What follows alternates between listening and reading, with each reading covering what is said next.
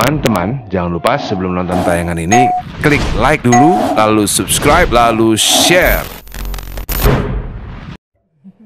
Ini Bang, kalau lihat ekonomi secara makronya lah ya di Indonesia ini, akankah kenaikan BBM ini jika diteruskan saja, tidak diturunkan begitu ya, akan terus bergulir kemudian menjadi momentum yang lebih buruk lagi seperti zaman Pak Harto dulu, ataukah ini rakyat akhirnya bisa bertahan akhirnya dan lupa dan menerima nasib begitu?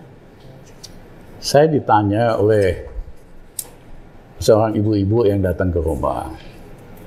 Dia bilang, Pak, kita hidupnya pas-pasan. Suami saya pegawai biasa, UMR naiknya hanya 0,3%. Wah, sekarang keluarga kita nyaris hampir tiap hari makan Supermie. Kalau BBM naik, kita harus spend lebih banyak buat transportasi, buat bensin, Patralite. Harga naik juga. Harga naik. Pilihan kita, kurangin beli Supermie atau jalan kaki ke kantor. Pilihan kita sulit, Pak. Saya mesti lakukan apa? Saya susah sekali jawab pertanyaan Ibu. Tapi saya sederhana, Bu. Kita turunin Jokowi, nanti BBM turun harganya, Bu. Dan itu betul. Karena kalau Jokowi turun, kita akan turunkan harga listrik ke posisi 2 tahun yang lalu, sehingga setiap rakyat Indonesia yang pakai listrik di bawah 1.300 watt bisa ngehemat tagihan listriknya 40%, ada uang di kantongnya. LPG kita akan turunkan, ada caranya, dan sebagainya. Rakyat Indonesia hidupnya akan lebih baik setelah Jokowi. Jadi ini nanti itu satu-satunya solusi saat ini, Bang? Ya solusinya kalau nggak bikin susah rakyat terus kan, akhirnya kan demo nggak bisa habis, ya. Mas Jokowi ini dong, mawas diri dong, situ tuh nggak mampu, ya nggak bisa lah. Saya kan kenal deket, udahlah, wes, udah. Itu seperti Pak Harto waktu mau mundur kan kumpulin tokoh-tokoh mau bikin komite reformasi di istana. Semuanya setuju supaya bikin komite reformasi. Tapi ada satu orang yang di luar dugaan, namanya Nurhalis Majid, pendiri dari Paramadina. Dia berdiri, dia bilang, Pak Harto, wis Pak Harto, wis. Pak Harto wis warek, wis. Itu kan kasar sekali. Dia bilang, Pak Harto, udah Pak Harto, lu tuh udah kenyang, udah. Soeharto tersinggung. Akhirnya dia marah. Dia bilang, aku ndak patean. Aku juga nggak mau lagi kok jadi presiden. Itu kan maunya Harmoko. Mundur, bubar komite reformasi. Besoknya Soeharto ngundurin diri. Jadi Soeharto aja ngaca gitu loh. Gus Dur ngaca. Saya minta teman saya Mas Jokowi ngaca. Malah minta 3 periode kok. Itu kan maunya Luhut yang mau jadi Harmoko jilid 2. jadi kayaknya kalau mau melihat tadi itu malah bukannya. Saya mau mengatakan kalau Jokowi mundur baik-baik, dia juga bakal selamat loh. Kalau nggak baik-baik, mohon maaf, kita bisa terjadi di Korea. Setiap mantan presiden masuk penjara sama keluarganya. Ya, Soeharto nggak ada yang berani menjarain Soeharto. Ya, Gus Dur apa ada yang berani menjarain Gus Dur? Ya, NU bakal marah kan? Mega ada yang berani? Kagak ada. Jokowi siapa? Ya kan? Kalau nanti rakyat minta ada yang diadili karena KKN dan lain-lain, mohon maaf, Jokowi sama si Kaisang, ya kan, bisa masuk. Masa Kaisang baru 7 tahun kuasa punya 60 perusahaan? Duitnya dari mana? Sang Pisang yang nyumbang ratusan miliar, semua pembakar hutan pada nyumbang sama perusahaannya Kaisang. Masa kita mesti bukain yang gini-gini? Jadi wes lah, wes. Tahu diri. Supaya rakyat kita hidupnya lebih baik. Habis itu ekonomi akan lebih baik kok. Bayangin aja kalau listrik diturunin. Rakyat punya uang 40% di kantongnya. LPG kita turunin. Yang ketiga, minyak goreng kita turunin. Ya, ke 12.000.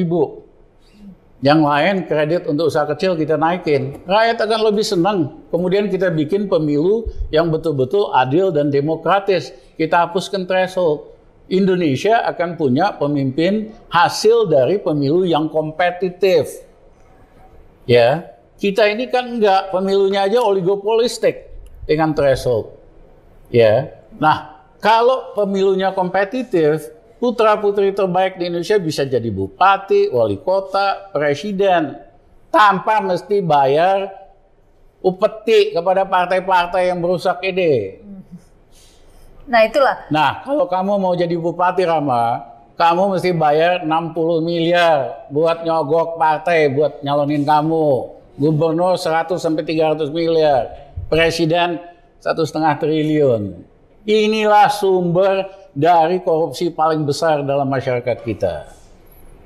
Bayangin 180 bupati wali kota masuk penjara, 23 dari 34 gubernur masuk penjara. Itu kan bukan oknum, itu sistem.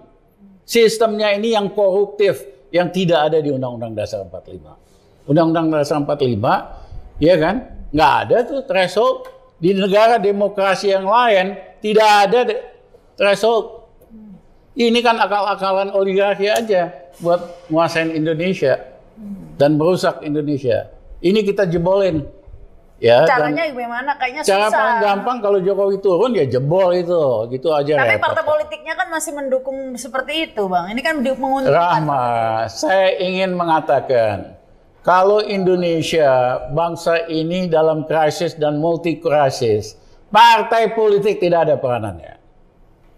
Menjelang kejatuhan Bung Karno, semua partai politik itu manut ngejilat Bung Karno. Baru setelah Bung Karno jatuh, ngejelek-jelekin Bung Karno. Sebelum Pak Harto, semua partai kerjanya jilat Pak Harto. Begitu Pak Harto jatuh, jelek-jelekin Pak Harto. Itu kan tipikal orang Indonesia. Jadi kalau dalam kondisi krisis, perubahan yang besar, partai politik tidak ada peranannya, jangan sok jago. Kalian nikmatin kok kekuasaan zaman Soeharto, sekarang kuasa lagi karena uang doang. Iya kan? Teman-teman mahasiswa, emak-emak, buruh yang ingin perubahan. Islam 212 lebih banyak dari orang yang ingin perubahan pada tahun 98. 98 itu cuma aktivis sama mahasiswa. Hari ini yang ingin perubahan siapa? Pengen Jokowi mundur. Buruh, Islam 212, aktivis-aktivis pro demokrasi, pro lingkungan hidup, mahasiswa. Dan jangan undermine mahasiswa. Ini banyak yang sok jago. Mahasiswa hari ini nggak ada apa-apanya dibanding kita 98. Mohon maaf. Anak-anak sekarang lebih canggih. Mereka organisasi bisa menggerakkan di 60 kota demonstrasi pada saat undang KPU. Emang kita bisa? Kita aja yang merasa aktivis jagoan kagak bisa tuh. Ya, kemarin bulan puasa 35 kota mereka organisir. Mereka lebih hebat organisasinya dari kita. Mereka juga nggak pakai WA kayak kita gini. Kalau pakai WA kan dibacain Intel semua. Mereka pakai game. Nggak bisa dimatain Intel. Ya.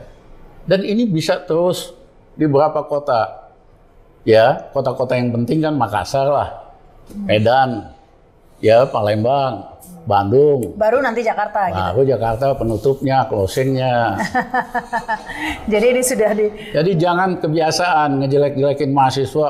Wah, payah nih mahasiswa, kita lebih hebat zaman kita. Mohon maaf, gue akan ngikutin terus yang aku hebat itu. Siapa aja gitu loh. Jadi ini kunci perubahan justru ada di mahasiswa dan... Ada di mahasiswa, ada di emak-emak. Ini juga gejala baru. Kenapa emak-emak? Ya, ada polisi yang bilang sama saya, Bang, kita kalau emak-emak nggak berani kita pukul. Kenapa? Begitu kita pukul, teman-teman kita ngeledek kita. Lu beraninya sama perempuan. Kita pulang ke rumah, istri kita marahin, Bang. Lu beraninya sama perempuan, gebukin perempuan. Terus kita datang ke ibu kita, dimarahin pula. Lu gua sekolahin tinggi-tinggi cuman buat gebukin perempuan. Jadi kita nggak bisa lah, mama terserah mau ngapain gitu. Alternatif ini. Nah ini tahun 98 nggak ada mama loh. Tapi ada yang nyumbang makanan, saya ingat tuh di gedung DPR, mama ini, Oh, dapur iya, ini, dapur, dapur, ya. dapur umum. Dapur umum. tetap ada sumbangsinya mama ya. Ya tapi kira-kira seperti itu. Mudah-mudahan ini kan kalau kita ingat ya waktu Borobudur tiket ya, ini bukan perbandingan yang ini ya, tiket Borobudur naik terus rame di medsos nggak jadi kan gitu kan Bang biasanya. Mudah-mudahan ini kayak gitu juga nggak jadi gitu Bang. Dibatalkan, diturunkan lagi gitu. Iya terserah. Kalau you batalin, lu mesti cari jalan lain kan.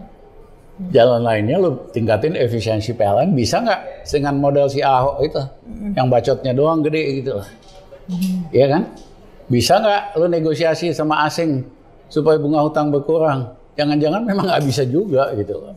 Tapi kalau harga minyak kemudian trennya kan menurun ini. Ya.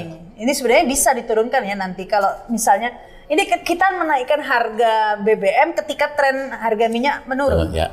Nah ini kalau turun terus kan sebenarnya belum bisa. tentu juga. 3 tahun yang lalu harga minyak mentah kan turun di bawah $60. Harusnya kan rakyat menikmati harga BBM di Indonesia diturunkan. Malah nggak diturunin sama sekali. Makanya Pertamina 3 tahun yang lalu untungnya gede. Ya istilahnya kalau turun dia nggak turunin. Tapi kalau naik dia naikin lagi lebih tinggi gitu loh. Nggak mau rugi. Nah, tapi itu kan menutupin ketidakefisienan yang terjadi di Pertamina. Jangan bilang kau bayar saya. Nanti saya punya uang dari mana saya ambil. Saya terangkan nanti, saya terangkan. Ambil hati-hati. Karena itu nanti saya terangkan. Kau pakai istilah hati-hati dulu. Diam. Nanti terakhir kita dengar dulu. Kita dengar dulu. Diam ya. Amplop saya nanti dapat dari program TV One. Dipotong pajak, masuk ke negara. Itu untuk bayar Anda.